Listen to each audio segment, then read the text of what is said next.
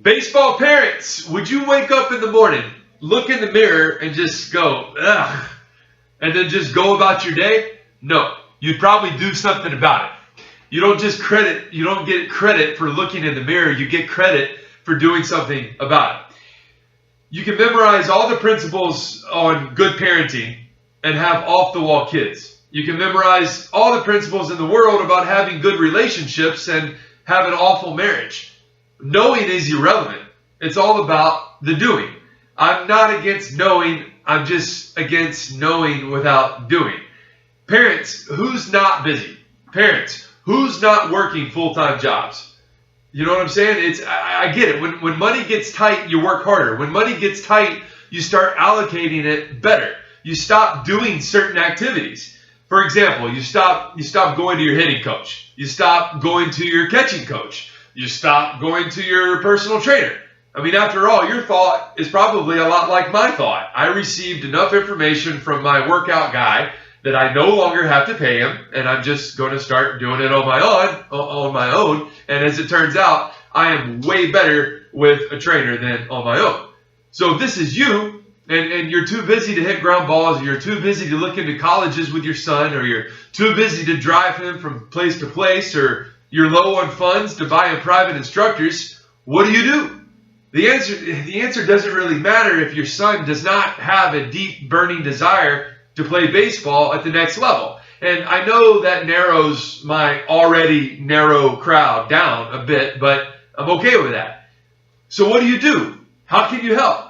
Parents, be the voice at home.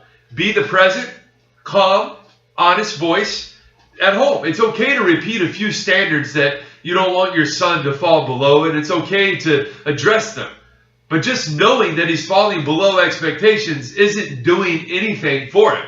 Applying a little is more than knowing a lot. Help him with his vision. Remember, parents, the clearer the vision, the fewer the options, the easier the decision. You may ask, well, what decision? The decision to dedicate a part of his life to the game of baseball or not. To work out with a purpose or not. To take ground balls with a purpose or not. I mean, that right there could be a whole other series by itself.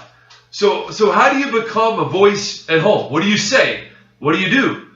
You start with being an example for your kid to follow. Pick a few key values, that relate to his age and repeat them over and over by using different terminology. For example, if Johnny is a 13-year-old, ask what his workout plan is for the next 4 weeks. After a month, ask what his goals are for the next 4 weeks. If he can't come up with anything, then what are some indispensable truths, some bottom line truths that you can give him? For example, you need to hit 200 balls 4 days a week, or you need 200 ground balls 4 days a week. Make what you're asking him to do relevant for a 13-year-old. Look at his goal sheet.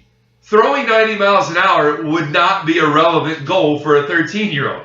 If after a month you see him applying what you're telling him and he's genuinely excited about his craft, it's time for a good conversation about high school baseball. If your kid isn't doing what you're asking, you'll know. If you're not doing anything about it, you'll know. Wouldn't it be way better just to sit down and have a conversation about practical, pointed information that's relevant to your life and his? Wouldn't it be nice to talk about these things? That's what I do, parents. That's my responsibility as a communicator. So let's find out if baseball is a burden or a lifestyle. Let's make some sense of it all. Next week, I'm going to talk about that grass way over there and how much greener it looks. Like, share, subscribe if you like, share, and want to subscribe.